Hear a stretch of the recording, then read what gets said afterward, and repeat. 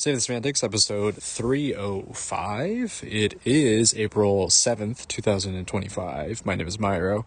This is a podcast where I ramble on for a bit about some shit. Recording this on a Monday afternoon slash evening. Beginning of the week. Today is the national championship for the men's college basketball, the men's college basketball championship.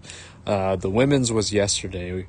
UConn won. I caught a glimpse of it, and I found out it was like a 30-point game for UConn, so wasn't exactly the most interesting game, it seemed like. So I don't think I really missed out too much there.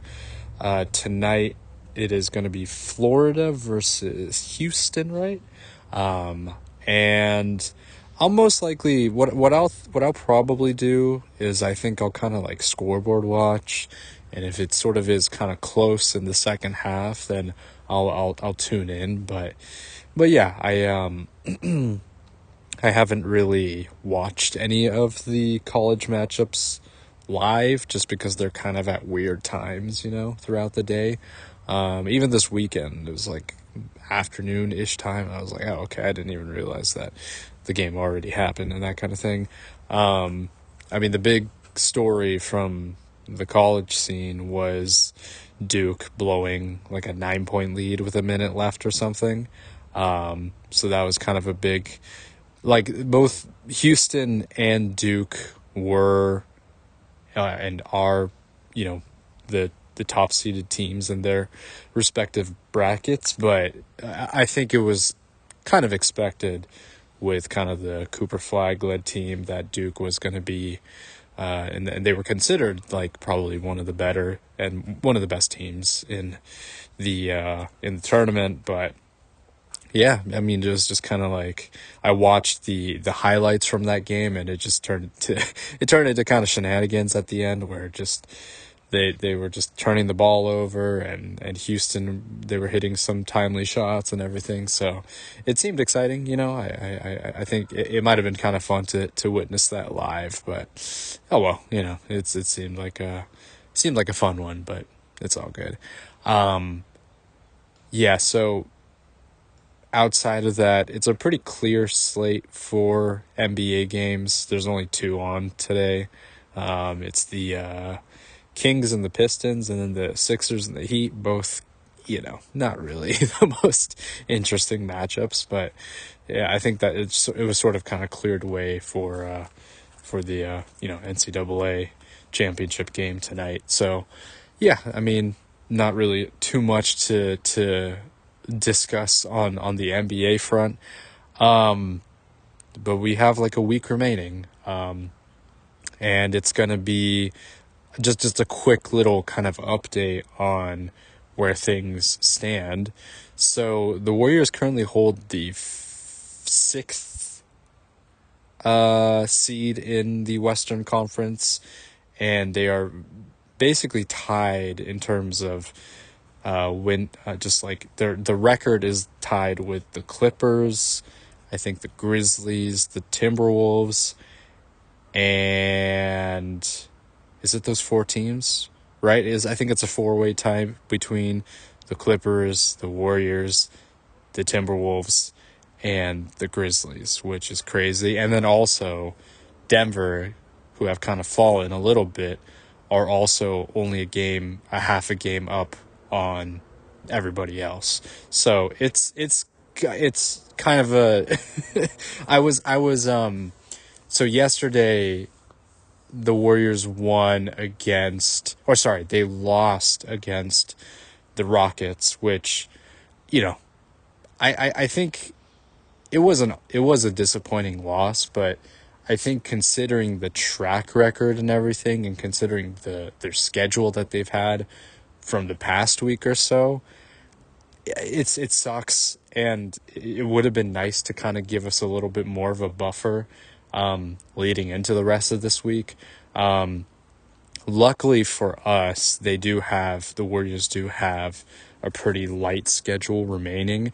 It's just gonna end up like that last game of the regular season against the Clippers is gonna matter quite a bit. Like that's gonna be kind of a dogfight, right?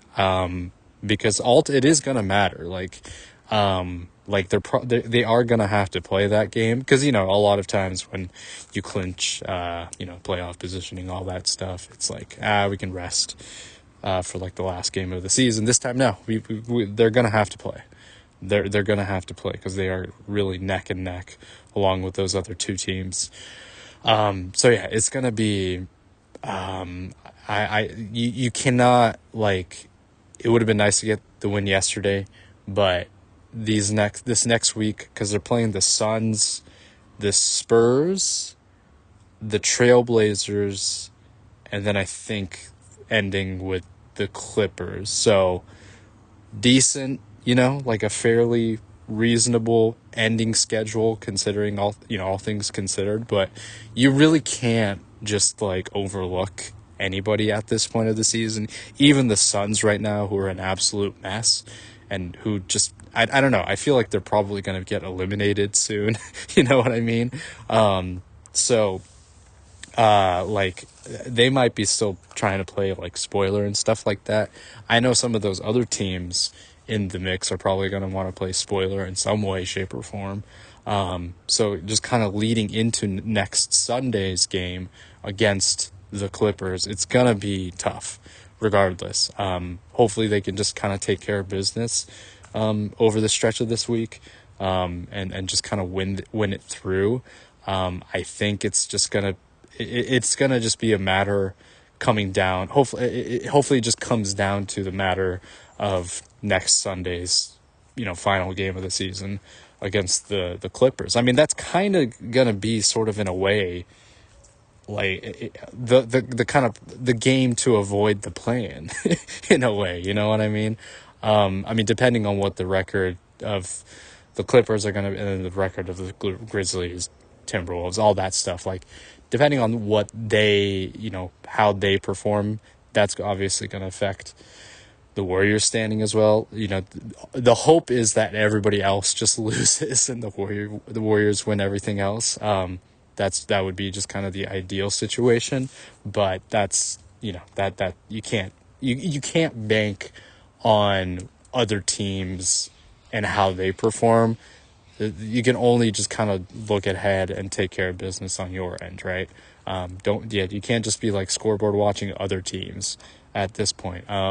Although I probably will be doing that at the very end of the season, you know what I mean? Depending on where kind of how things look. But it's going to be like, I'm trying to think. I think it was because this feels like the closest sort of race that I've seen in quite some time, where it is sort of like you really want to avoid the play-in, right? And I know I was kind of making a case sort of this past weekend and last week, how maybe some of those teams in that mix may want to favor a team like the Rockets. Listen, they're looking pretty good. They beat OKC pretty handedly recently, and you could argue that OKC has just been kind of mailing it in a little bit. And considering that performance and their loss against the Lakers, it's like they don't really have much to play for at this point, right? They just need to they already have secured the number one seed, so they can just kind of be on cruise control for the rest of this week, right? And I think that I don't know, man, like just the way the Rockets have been playing, it's not going to be like, like you could look at them as like the inexperienced team and whatnot. It's not going to be an easy out. And I do think that they match up decently against a team like the Grizzlies or the Clippers and the Wolves. Like, I think in those matchups, I think there is like a potential for them to like, you know what? They are actually deserving to be favored here. But I don't know. You never know. Really the biggest knock against them is just the fact that they don't have like the star player that they can kind of go to. This has been something of a talking point for the majority of this past season. You know what I mean? Is it going to be a Jalen Green? Is Fred VanVleet going to kind of have to take on that role, which he has in some instances? I don't know. It's a they're going to be. It's not going to be easy for sure, but you could argue that that because of kind of the makeup of their roster, the way in which they play, some of kind of the playmaking issue and the fact of their offensive woes and all that kind of stuff might take a bit of a hit because of the pace of playoff play and that kind of thing. But we'll have to wait and see. I mean, they've looked good over the course of like this past month. Like they've really created some separation between them and kind of like the third seed, whoever it's going to be, whether it's like LA or Denver. Although the Lakers have kind of created a little bit of separation between them and the Nuggets. So, there's that, but Houston, I think they've pretty much secured the number 2 seed at this point. So, yeah, I don't know. I wonder what certain teams are going to be kind of looking at, because I do think that they will play decently against some of those other seeds. I do, as a Warriors fan, I do like our chances against Houston, but again, as I've kind of reiterated over the course of these past couple of weeks, I am not really wanting to go through the play-in gauntlet, right? It's one more game. I don't really want to do that. I would have confidence if we were like a 7th seed that we would be okay, but I don't want to put like stock in that. I don't really want to deal with that kind of, headache really, and especially give kind of the older team some rest before leading into the playoffs. Like that's important. That's super important. So yeah, that's going to be something to really kind of look and consider. But yeah, I do think, for example, like a Minnesota Rockets matchup, like I think that's kind of a toss-up. Minnesota is really not reliable at all. Like I like their team. I like Anthony Edwards, and I like some of their other pieces, but they just are so inconsistent. Like they are like the definition of the team that kind of beats themselves, I feel, just based on watching them. You know what I mean? Like I'm like, they didn't have to do that. Like it's like some kind of like, I don't know, maybe Julius Randle has kind of like a fumble, or Anthony Edwards just takes like an ill-advised like pull-up 3 or something along those lines. Kind of like, I think their late game execution stuff is not very good. I saw a little bit of that. I think it was either yesterday or this weekend when the Wolves are playing against the Sixers. It was just like they could have like wrapped it up, but they were just toying around, and then Ant eventually hit like a crazy 3 to kind of the dagger 3, but it did not have to get to that point. You know what I mean?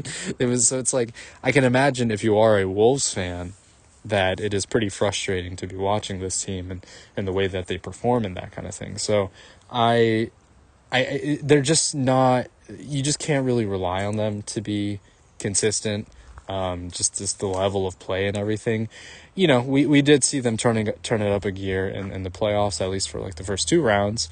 But you never know. I don't know. I just don't really, I'm not really feeling super, I don't really want to be super confident in this in the Warriors, or sorry, the Wolves team going into this playoffs. So I don't know. It's going to be kind of a toss up between those 2 teams. Like I could see either one coming out. Again, that might be like a conversation in itself once the the play in and then playoffs are sort of solidified. So we'll see how that goes. It is going to be really just kind of like, it's going to just be a continuous sort of scoreboard watching, standings watching every single day leading into the next week in the play-in. Outside of like today, which is pretty, not really any significant games going on. It's going to be something. Tuesday, tomorrow, the Warriors are going to play the Suns, and I think a lot of the other teams in the league are going to be playing as well. So it's going to be just games across the board. It's going to be something. It's going to be exciting. So I will be, I'll try my best to, watch what I can, and see how kind of things progress. But yeah, it's going to be an exciting week. It's definitely my excitement from like maybe a couple of weeks ago, I think has sort of come back in a certain way, just because of the just my schedule and everything. It's been a little hard to pay attention to things, but now I think I can kind of check in on stuff a little bit more. So that's gonna be exciting. I kind of wish going into obviously this is looking a lot more ahead. I didn't really have a chance to do some looking ahead or quote unquote scouting of certain college players. I did watch some of Cooper Flagg's highlights, definitely, of course, but it's a little hard to gauge, especially considering the loss against Houston. He had this one missed shot, but it's you can't really, take too much away from that. So it might be something where it's because I expressed this a little while back, maybe a week or so ago, that considering the hype that this draft class is getting this year, I would kind of like to know a little bit more about what makes these prospects a little intriguing. I think in the case of a Cooper Flagg, it's pretty obvious considering his his skill set and his athleticism, his height, and all that kind of stuff really sort of combines to a very just a super well-rounded player, right? Which is why he's considered to be the top prospect for this year's draft. But I also kind of want to see, because I haven't really looked at what other players in this draft kind of look like. I've watched a little bit of VJ Edgecombe's games because I was kind of I don't know any college basketball, so in my March Madness bracket I was Baylor because I VJ Edgecombe has a cool name. I'm that's it. That's really all that I based my decision on, and obviously that didn't pan out. But I have seen some highlights. He looks like a super explosive athlete. He had some crazy dunks and some other highlights and stuff. But outside of that, I talked a little bit about the Dylan Harper and Ace Bailey kind of thing. The fact that they were both on the same team, on a bad team, yet they're still considered top prospects. That's something that I'm still kind of curious about, and how scouts and other people kind of came to the decision that these two players are considered the best players in college, despite the fact that they're both on a good team, but it wasn't good enough to elevate those teams to get even into the NCAA tournament. So that's a very interesting case. But I do kind of want to sort of look through that. This past year's draft was considered one of the weakest ones in recent memory, because there wasn't really a specific top prospect, right? There was no Wembanyama or a Zion or whatever, right? That was very clear. I do like some of the rookies that have come out of this past year's draft class, but I think it sort of required a little bit more to look into to potentially sort of derive someone who is that could potentially be a star. Right now, it doesn't really seem to be that way. There looks to be some really solid role players, like a Riza Shea, Stephon Castle, Alex Sarr, those kinds of things, right? I mean, with Sarr, I think there's a little bit more upside considering his body type and his height and everything like that.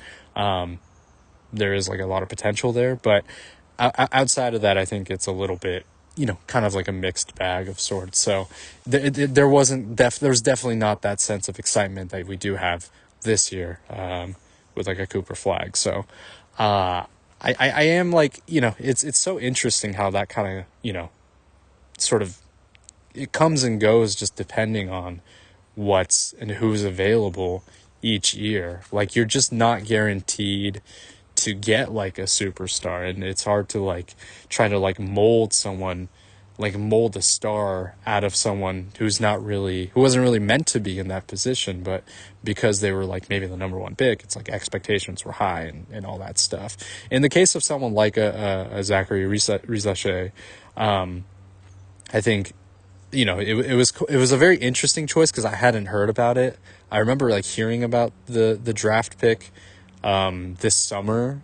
I was not even watching the draft at all. Like, I wasn't paying any attention to it. Like, I didn't even realize it was happening on that day. And yeah, I heard about his name. I'm like, I have no idea who that is. I had no idea. And so, but it turns out to have worked out pretty well for the Hawks, right? Like, he does seem to have a pretty bright future ahead of him. But I think it is just fascinating that, in some cases, like, it does feel kind of like a, maybe sort of a out of the blue kind of pickup there, but people who do their research and are knowledgeable about those kinds of things are far more aware about like what the situation entails and that kind of thing, and which players could potentially be like a steal or be like a valuable piece of their team's future moving forward. But yeah, I just think the ebb and flow nature of like prospects and whether there is like a prospect in this draft or whatnot, like, because like Cooper Flagg has been a conversation piece for like the last 2 years, like even from when he was like in high school and stuff. Like, people are already talking about him. He practiced with like the US Olympics team, and he kind of made a pretty big impression at that point. So that kind of word sort of spread, I think, from that point on. Well, it probably already started like when he made his declaration to Duke and all that stuff, but I think for me, like, I started to hear more about him over the past, last summer. So there was more word of mouth conversations leading up to that point. I am curious about like what kind of the next big prospect is going to look like for the next year, you know what I mean? Because I think that it's like, because I haven't heard anything about who that's going to be. Like, Cooper Flagg has just been in the conversation for such a long time, but I don't know who it's going to be for next year. So that might be something to really, it's like how far in advance do you kind of scout for these players? Like, do you start like high school? It makes sense that you do, and then you kind of track their career in college and see how well they perform and that kind of stuff.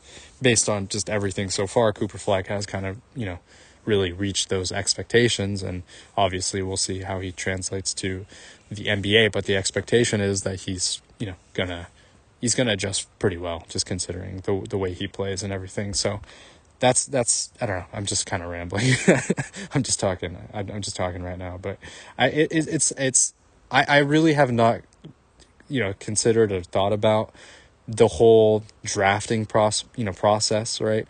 I've sort of talked about this a little earlier, but I do kind of want to, as I sort of gain, and it's so funny that I'm feeling this way now, considering that I've been a fan of the sport for so long, but it's only been in recent memory that I've really started to kind of pick up on more of like the more in-depth analysis and just sort of the more detailed analytics part of the sport, and what makes like a good team work and what makes a bad team like not work, why a certain combination of players just doesn't work it looks good on paper but doesn't work in practice, right? These are all sorts of things that I think I'm still really trying to get better at, you know what I mean? Like, for example, I'll give an example like of me sort of still being kind of a very casual kind of fan for the most part. At the trade deadline, I thought like what the Kings did was like a pretty decent, like, I thought they made some decent moves in getting like a Zach LaVine and then like a Jonas Valanciunas and that kind of thing. I thought that was like a pretty good, they were able to kind of make do with the situation with the De'Aaron Fox situation. And I thought that was sort of like a comparable team in a certain way, but it has not really been that at all. Like they're not a very good team. They did win against the Cavs like yesterday, but also again, like a lot of like these top seeds like the Cavs and the Thunder, I think they've just kind of been, I don't know, they're sort of like on cruise control. I think it's sort of like I think you could argue and kind of make that point because they've basically secured the number one seeds at this point. But regardless of that, I was just like, I don't know. I looked at that Kings roster. I'm like, that's actually not like that bad. Like they got some names, but the mishmash of players just has not worked out. They don't have, and this kind of came to a head and sort of came to like my attention when the Warriors played the Kings. Like what like earlier when Jimmy Butler first came, but they just did not have like any outside of like maybe like a Keon Ellis, like they just do not have any. They just did not have any good defenders. Like they did not have a good defensive scheme and all that stuff, and it was very easily kind of exploitable with kind of their starting lineup in that game in particular, who they had. Like they have just like a lot of like offensive threats with a Levine, DeRozan. I mean the whole like I know it's been kind of joked about to death, but like the whole like Chicago Bulls and Sacramento Kings, like the Sacramento Bulls sort of situation, that's just kind of been like that. That's just been the whole thing with Sacramento, and it's like what did they kind of expect with this makeup, especially considering that the Bulls, like how do you look at what the Bulls did and try to like want to maybe do the same thing? I don't know. But that's just kind of the situation. Like it's like you get like you're like, oh, these players on paper it looks good, but it's like you're just like not acknowledging the flaws of those players. Like it's all about like fit. It's all about like players that complement each other. Like two all-stars don't work. I mean, the biggest example of that, I think, in recent memory is like the Phoenix Suns with Kevin Durant, Devin Booker, Bradley Beal, and that whole situation.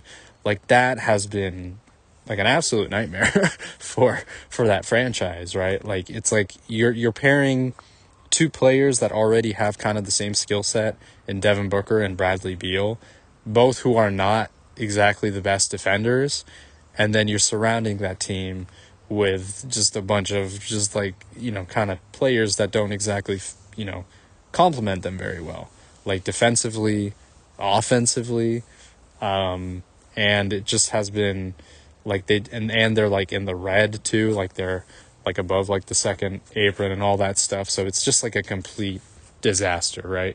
And they're gonna probably trade KD during the off season. Who knows what they're gonna get? It's just a really bad situation to be in. So it's like like an owner like Matt Ishbia looked at Bradley Beal, saw what he was able to produce in Washington, hoping that maybe he could bring that over, but it just doesn't work that way, right? It doesn't always. The numbers just don't. It doesn't add up in your head, because before Beal came to Phoenix, I think it was like a couple seasons prior, he was averaging 30 a game, and you look at that and you think you could just kind of plug that number, like a 30-point game player, and then just plug it in, and then just it's gonna add up, and we're gonna score 130 points a game every night. And that's just not how that works, because there is the other side of the ball that you have to consider. You can't just outshoot teams necessarily, right? Good teams are still, good championship level teams are still good defensive teams, I think, outside of maybe the Denver Nuggets from 2023. But even then, they were able to kind of lock in the finals. and they had defensive players. They had good defensive players in Contavious Caldwell-Pope and Bruce Brown and all that. They had complementary pieces to surround Nikola Jokic in a way that made their defense competent when it came to the postseason. So it worked out for them. It doesn't work out for the Suns because they just don't have anything that really is complementary of those three players. Like they tried to have Bradley Beal come off the bench. That didn't work. So it's just it's not good. It's not great. So and that's kind of a thing too. Like you have to look at it really is just not the name. The name should not be the thing that helps you necessarily get above and turn into a contender. You could also look at the Lakers from a few years back when they traded for Russ. That didn't work out at all. He was not a good fit on that Lakers roster. His play style and just did not mesh well with kind of a LeBron AD centric kind of offense and that kind of thing, right? So it's just it's kind of it's been kind of a continuous sort of learning process, you know what I mean, for me, just looking at just this team looks kind of intriguing because of who they have, but if you really look into it even just a little bit deeper, you can kind of see that it's never about, it's rarely just about the players on the roster and just, whoa, look at, these crazy names and that kind of thing. Of course there are exceptions to that. The KD Warriors and the LeBron Heat and all that stuff. But that just is just much more a reflection of just the ceiling of talent that they have as opposed to kind of the makeup of their roster, right? All three, I think, which is based on memory, of a Chris Bosh, LeBron, Dwayne Wade, they were all good defenders. So it's just that in itself, I think, is very important to consider. So it's when you have, just simply offensive minded players in a Zach LaVine, and I love DeMar DeRozan.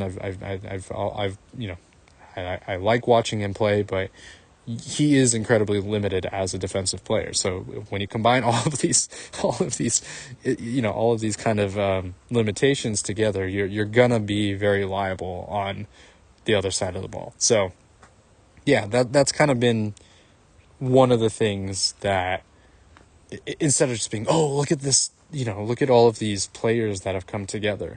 That's not how that works, right? That's really not how that works, especially in this kind of era of the NBA. Sure, you have some instances where you have these like really crazy high level players to create like a super team, but that just doesn't seem really, there is no super team in this kind of modern NBA.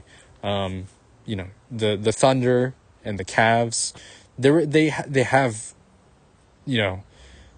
the Thunder have SGA, but they just have a bunch of good players to fill out that roster. But there's no other superstar on that team. And with the Cavs, you got Donovan Mitchell, Darius Garland, Mobley and Jared Allen, but none of those players you would really consider them to be superstars, yet they're still at the top of the East. So it just is never a given that the star power really leads to success. And that's something that I will kind of continue to learn and relearn and all those things.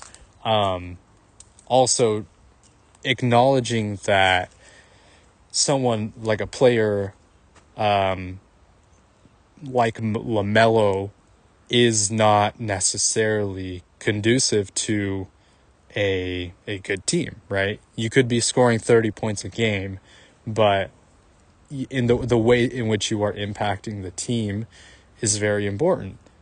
are the shots you're taking up, are they like efficient?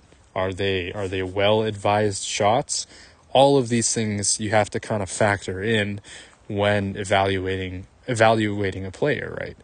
Again, Bradley Beal scoring 30 points a game on a not a good on a bad Wizards team is not really conclusive evidence that they will be a contributor to a contending team, right? Because of the situation and what the team has sort of allowed and those kinds of things.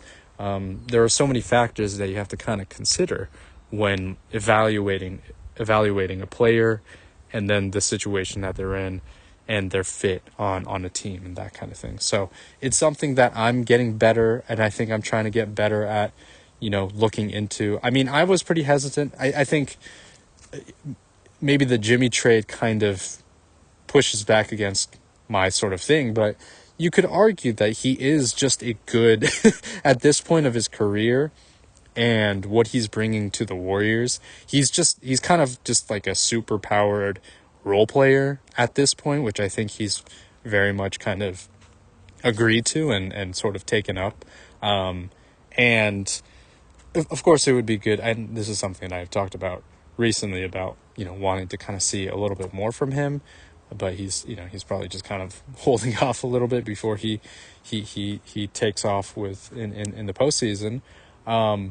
But it's I was hesitant of that because of just sort of obviously the situation leading up to his trade from Miami, but it has worked out because of his skill set, what he's able to bring to the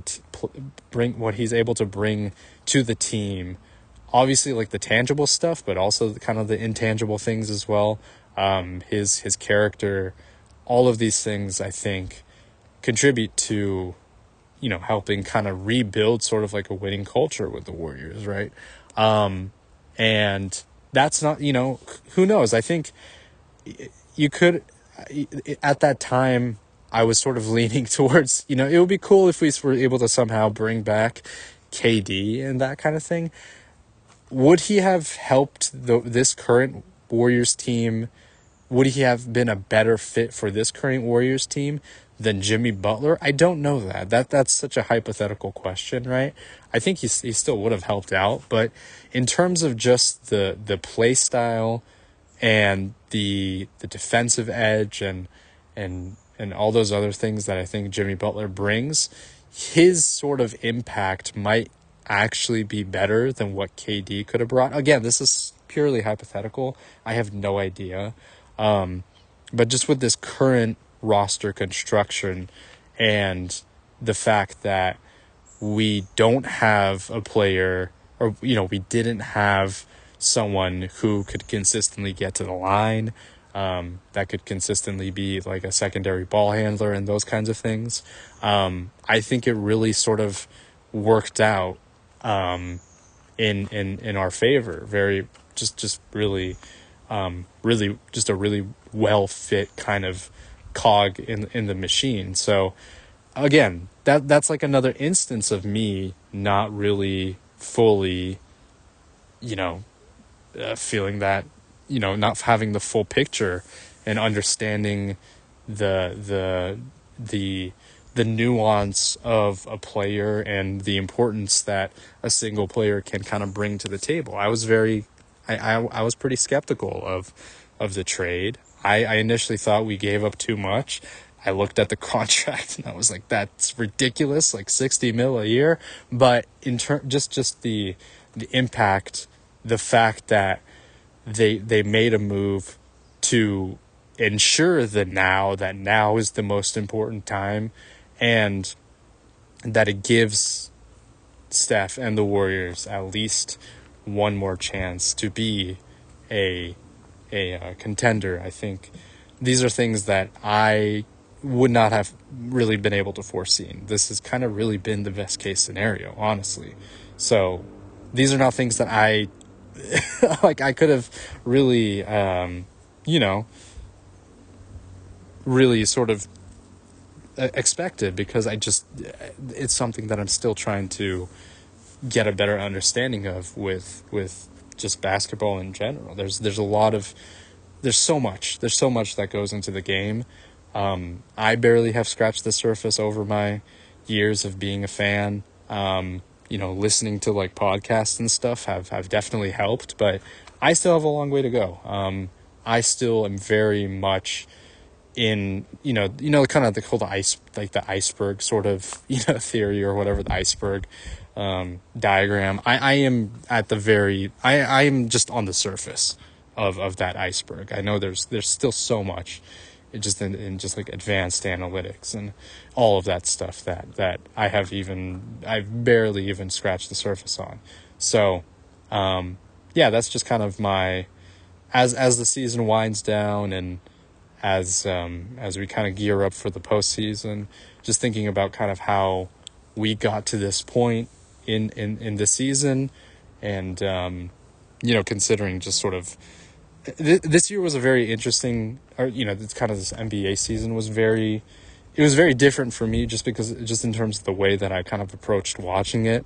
I think I spent a lot more time looking at and really trying to like watch certain plays, watching some more breakdowns of why things work for teams and why things don't work. That's really kind of just opened my eyes, and I'm still trying to find the language to really describe what I'm seeing in terms of play calling and defensive schemes and all that stuff. So it's kind of a learning process, but it's been fun. It's been really fun. On top of the games being exciting and the, just the individual play being exciting as well. I've just had I've just enjoyed my time really kind of trying to dissect the game a lot better, and just kind of being patient with it as well. There's also just the fact that there's so much like footage out there that I can kind of go back on what makes certain eras of the game different from others. You know what I mean? Earlier on in the season, there was this whole conversation about, our three-pointer is ruining the game and everything like that. And I always felt that was such a shallow analysis, just considering, and this is coming from someone who just is not well versed enough to really talk about the game in a more in-depth kind of analysis approach. But even then, I understood that was a very just kind of narrow lens on the game. Like, that's sure, of course, teams are shooting more threes, but that's not the entirety of the game. Every team has their own approach. Every team schemes differently. Every team has a different kind of offensive and defensive approach. It is just such a throwaway kind of observation. It just, or sort of like extrapolating an observation that more threes are taken during the kind of the modern era of the game and saying that it's ruining the game. Absolutely ridiculous, right?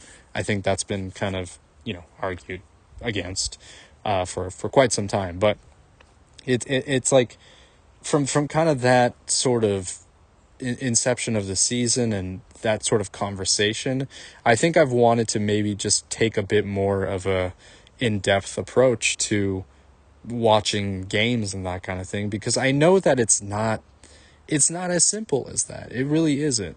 Sure, the end result of the game is simple. You get put ball in hoop, but to get to that point, the decision making around whether to shoot a three or try to get into the paint, all those kinds of things is just something that there is so much more that goes into this game. There's a reason why there's like 100 assistants that analyze every single aspect of the game, that look at percentages, and it's like, should I be taking this shot instead of this shot?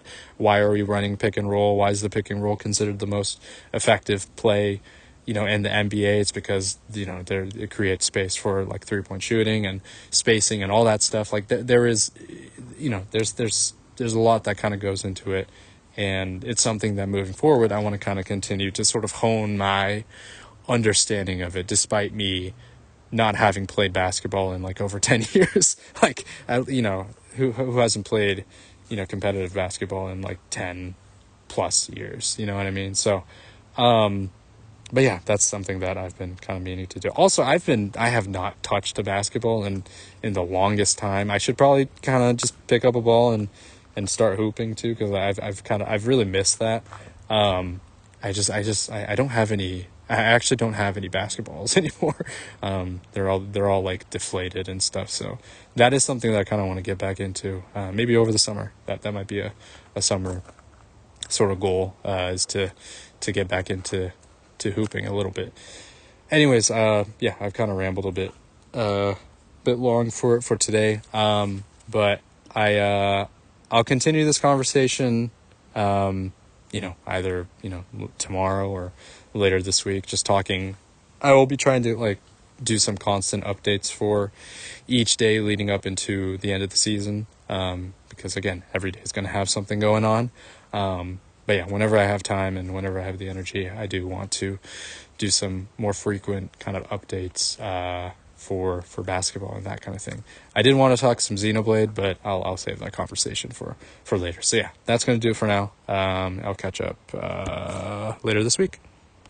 All right, recording this on Wednesday, April 9th.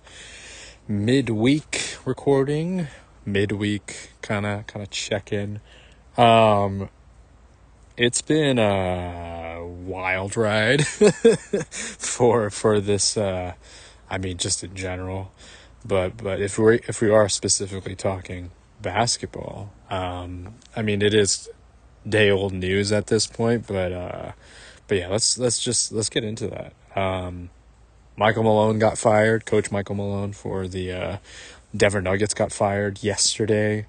And it has just like that news on top of just everything else that has kind of preceded that this NBA season. Honestly, all of like the not even on court stuff, the trades, the firings, just all of that kind of all of the like external things that do affect the product on the court for sure, but not, it's not like an on-court thing. It's not like a basketball thing necessarily. It's like a people issue.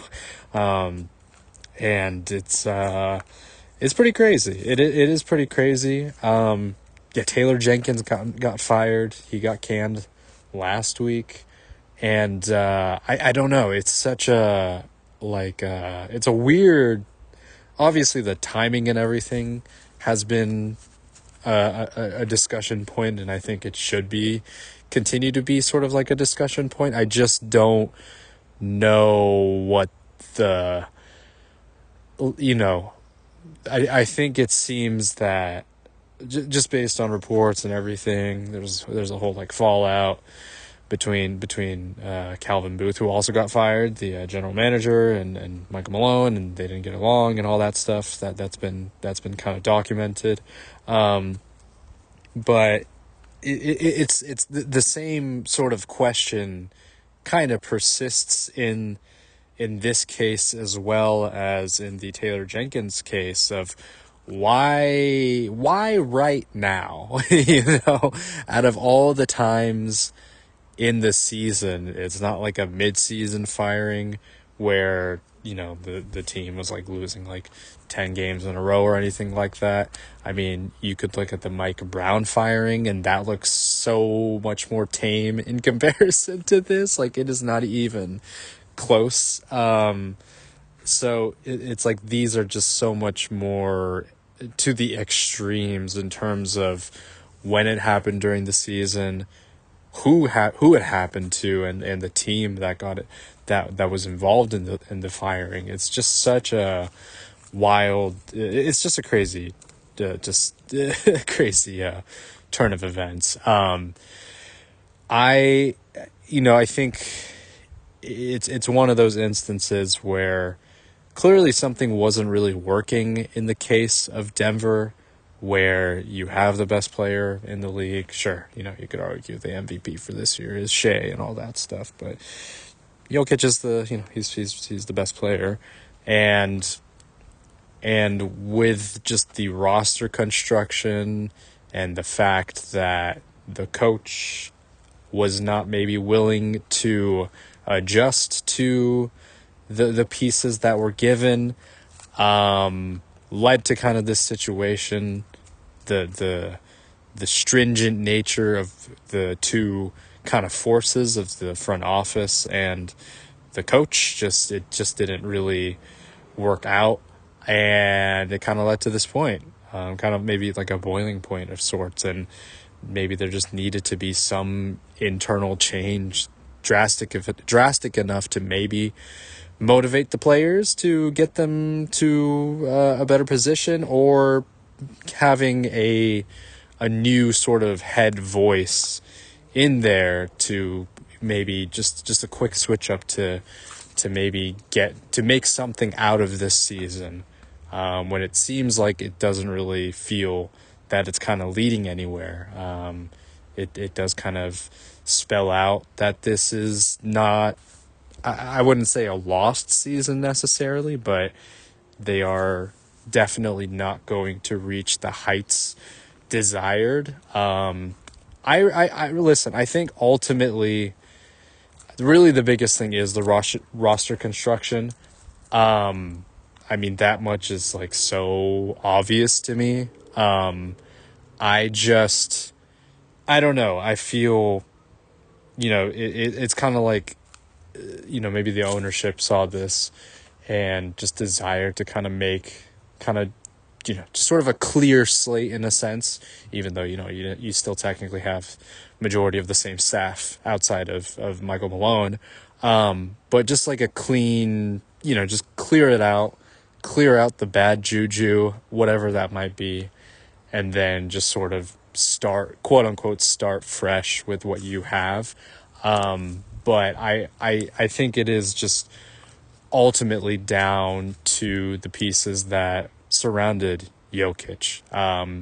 The fact that you don't have a competent enough bench, the fact that you don't have the defensive-minded players to kind of help Jokic when, his prowess is not on the defensive end of the floor, and really, kind of the pieces that did surround him during the 2023 season worked out because they sort of balanced out the flaws of the roster and really complemented Jokic very well in the case of a KCP, Bruce Brown, Jeff Green, just a very strong, and then obviously the Jamal Murray, Aaron Gordon, Michael Porter Jr., but just all of those pieces complemented well enough with each other because there were strong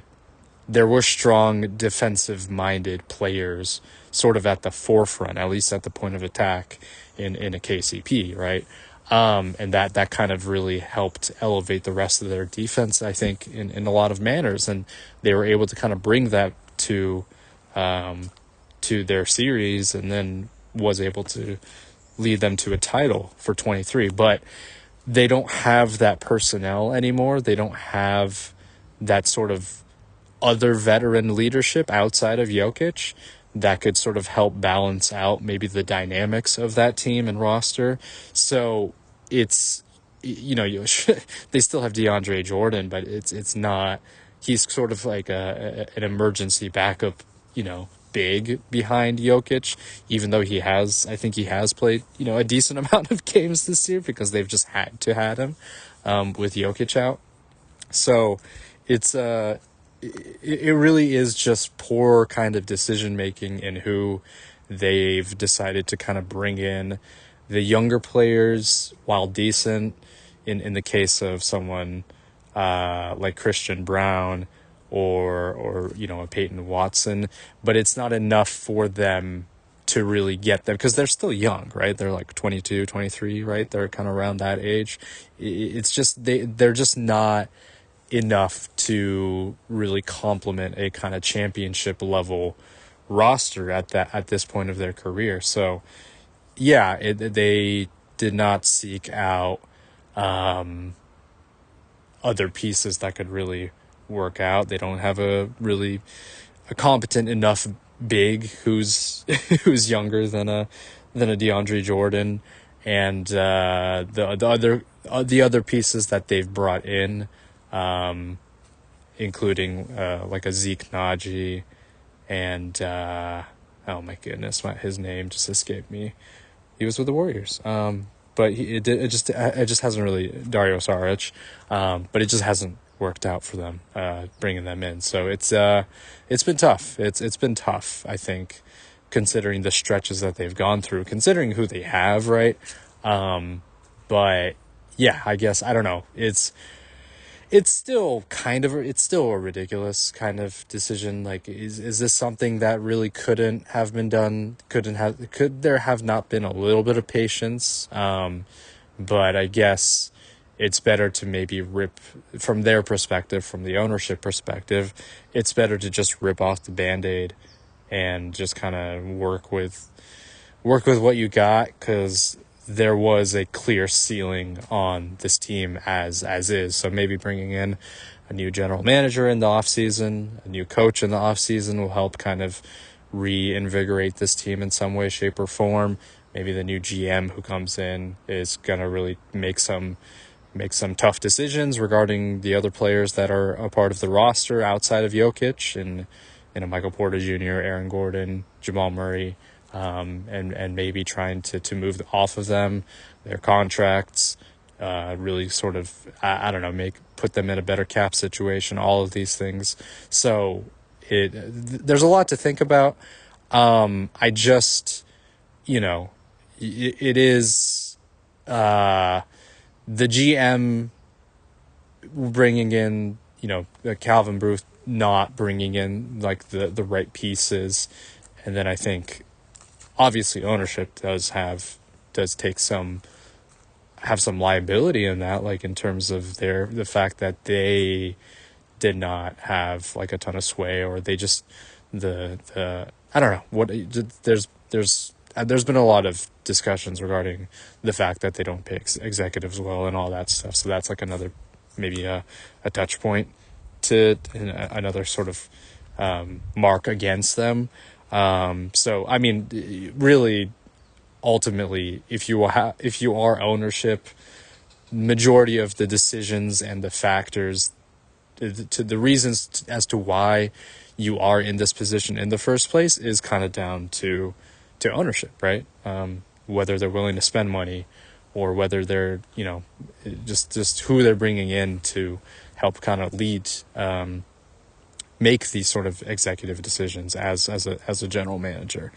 All it comes back to the owners. So, yeah, I mean, they pulled the plug on blowing this up. So it always comes back to who the owners and their and what they do. So yeah, it's a weird situation.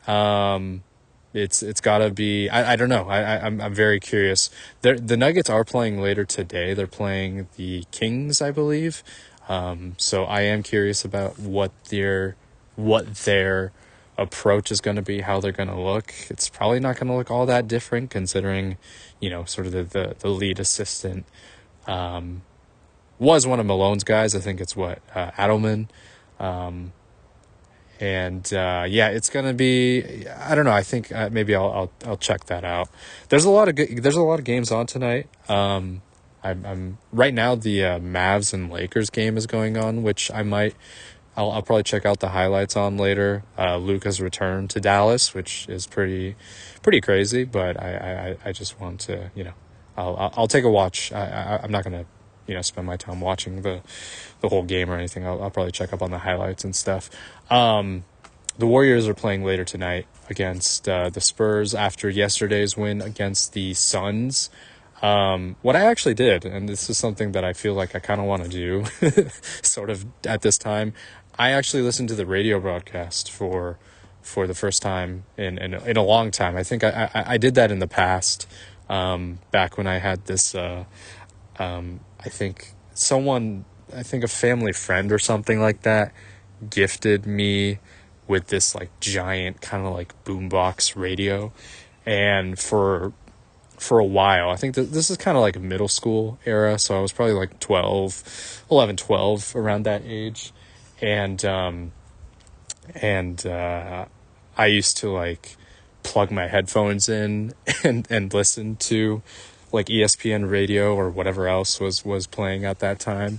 And yeah, I mean, I think that was kind of like my first, on top of watching ESPN in the afternoon. Sorry, this is a bit of a tangent, but on top of watching ESPN and stuff, whatever it was, like Pardon the Interruption, Around the Horn, those kinds of shows in the afternoon. If I wasn't doing anything, if I didn't have any sports or any other extracurriculars, and I just kind of came straight back home, I do remember watching those shows. And then I think along with that, I remember listening to like late night ESPN radio and stuff like that. So it's been a minute, man. It's just I've like tuned into listen to like a radio broadcast of a sports game or anything along those lines. So it was fun though. It was cool. There's a lot to appreciate with radio, and as someone who has done radio in the past, there's a lot of you really have to be kind of precise with your words. I mean, instead of like this, this obviously this podcast where I can be a lot more just, I don't really have to care too much about the nuances of what I'm saying, and I can be a little bit more, I don't know, just a lot more free and just whatever. I can say whatever I want. With radio, obviously with like FCC rules and all that stuff, you have to be careful with the language that you use, but you also, I think, you have to sort of present a story. You have to really be coherent. You have to provide details on what's happening on the court. You really have to be on top of that. Tim Roy's been kind of the play-by-play guy on radio for like the longest time. He does an excellent job. I have listened to him in the past before, but it really gives you just kind of an appreciation for their skill and their ability to just really hone in on the details, be as quick. You have to be quick with your responses, and then on top of that, you also have to provide some commentary, aside from the actual live play-by-play analysis. Provide some context on where the Suns are currently in the season, context on like the individual players, and those kinds of things. Like, and in the case of the broadcast that I was listening to with Tim Roy, he's doing everything. He's doing that and sort of the color commentary as well. So it's tough, man. Like with a typical NBA broadcast, you obviously have the play-by-play and then the color commentary. So there's two or three, you have two, maybe you have two color commentaries in the case of maybe something like an ABC broadcast, right? But in the case of radio, you really have to kind of juggle all of that all together. So you have to be really, really skilled at that. It was something that I considered just maybe delving into in the past, but my mind is just doesn't, I can't really, I'm not quite quick enough on my toes to be able to like provide, commentary, provide detail, provide my thoughts or whatever on things just on a whim. And then on top of that, I feel that I really would need to have just so much preparation. I mean, I'm sure, obviously they do have just tons and tons of material and things available for them, just the statistics and just all the paperwork that they have on their hands. But it's just, and then like on top of that, you also have, probably people just talking in your ear, telling you what's going to happen. You need to cut to commercial and all that stuff, right? So it's a lot. It's a lot to handle. And it's tough. It would be tough to kind of be put in that position. But yeah, I just wanted to, I just was, it's something that impresses me a lot about people that can really handle just multitasking on a bunch of different levels, and also being entertaining on top of that. So, but listening to it's fun to hear that, because you get kind of the nuances of what, the play action that's happening, where the ball is going, who has the play, what they're kind of directly doing at that point in time, right? It gives you kind of a spatial awareness on where they are on the court, right? Driving down the baseline, pass to the right corner, like three, and you get kind of that action set piece, the cause and effect of the situation, in a lot greater detail than more typical. When you're watching a game, you're sort of watching it as it develops, right? With a radio broadcast, you are kind of following along directly, because you have to kind of, if you are the radio broadcaster, you have to sort of tell, not exactly, but you have to give like a good picture of exactly what's happening step by step of the play that's being, you know, of the play that's occurring. So it's a lot different, right? You see, because sometimes when a play happens, if it's just so quick, if you're just watching like a television broadcast, sometimes the play just happens. You don't know what happened. It's just someone hits a three. In the case of the Warriors, with the motion offense and everything, just the you just see just a bunch of players moving around, and sure, that gives you a better visual of the game itself, and what other players are doing off ball and that kind of thing. But I think when you're following the ball, you can kind of get a sense of where it's going and the trajectory of things and all that stuff. I can imagine that if someone is just sort of playing isolation, just kind of typical isolation basketball, you really just can just say that, certain players is letting the clock run down and holding on to the ball and that kind of thing. And that's a lot easier to that's pretty easy to get a sense of what's happening, right? Maybe it's sort of a late game situation, but I think with more motion heavy actions that happen prior to crunch time, you get a better representation of what's happening and what the players are doing and that kind of thing, and sort of the speed of the game as well. It feels a lot quicker in a way when you're listening to radio, because the broadcaster has to really kind of almost has to like stay on top of what's happening presently and what's happening immediately. So it's exciting. I like it a lot, and I kind of want to try to. It's a little hard because it's not going to be perfectly synced, right?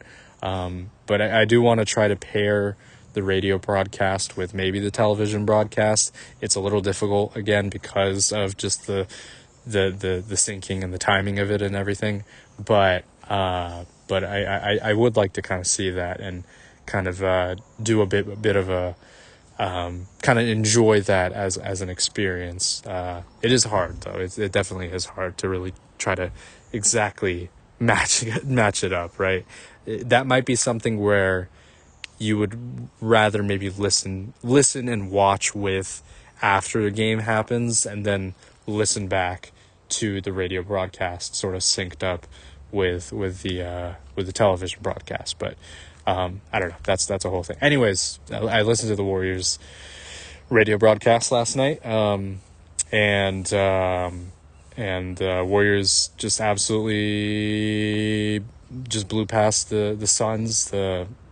Very the very disappointing Suns, and I mean their season is pretty much done. I think it's a little too difficult to kind of get out of the play-in their situation, or get into the play-in their situation. So yeah, it feels like their season is pretty much in wraps at this point. I don't think they've been officially eliminated yet because there's still 3 games left for them. But yeah, I think it's wraps. It's wraps for those guys. So it was a pretty comfortable win for the Warriors. It felt like 10 plus players were like in double digits or something. So yeah, it was a absolute blowout. It was not even close. So happy about that. Tonight they're playing the Spurs, which I am hoping that can also be another blowout win. That would really give me a lot of confidence and then also provide additional buffer for them at the 6th/5th seed or wherever the hell they're going to end up in this current standings. Right now they're 6th, but they are tied. Let me check. I just took a look, but as the standings currently are, the Clippers are 4th. Well, you could really put the Lakers in the mix too because they're only a game above, but it feels they'll most likely stay there. But right now it's Lakers, Clippers, Nuggets, Warriors, Grizzlies, and the Timberwolves. Clippers, Denver, Warriors, and Memphis are all tied with the same record. The Lakers have a game break above everybody else, and then the Wolves have a game break behind everybody else, but they are still all clumped in together. So it is a mess. It is an absolute mess. It's gonna come down to the last games. I don't know what it's gonna look like, but yeah, it's gonna be something. If we can pull out a win, that will give me a lot of confidence because that's at least gonna, I think, give us position and keep us in position for 6th place. Don't want to fall into the play-in. The Nuggets are kind of falling right now, considering everything. So I usually I'm not doing this, but I am rooting for the Kings tonight. Maybe they can pull off a win for the Nuggets and give us a little bit of a advantage there as well. So yeah, it's gonna be a crazy kind of end game situation here leading up to the end of the regular season. And there are also a bunch of games that have some just potential consequences as well, with the Rockets and the Clippers. I talked about the Mavs and the Lakers already, and but yeah, it's gonna be tight. It's gonna be tight. So I'm gonna continue to try to sort of talk about these things. I'm hopefully depending on what happens tonight, maybe I'll comment on it tomorrow. It's gonna be like a daily thing, man. I'm sort of back. I'm trying to kind of get back into, when I do have some time to get back into recording and doing kind of daily updates, because there is something has changed. And then considering like the Michael Malone firing, like anything is just possible. Anything can happen, apparently, even at the end of the season. So yeah, a lot of crazy stuff, a lot of things to talk about. So yeah, depending on what happens tonight, what happens, going into tomorrow, I will maybe update that pretty soon. But yeah, I'm gonna combine this and the recording I did for Monday, and then sort of try to post this later tonight. But yeah, that's gonna do it for this episode. Not this week's episode, but this episode. Thank you for listening. As always, this has been Say the Semantics, signing off.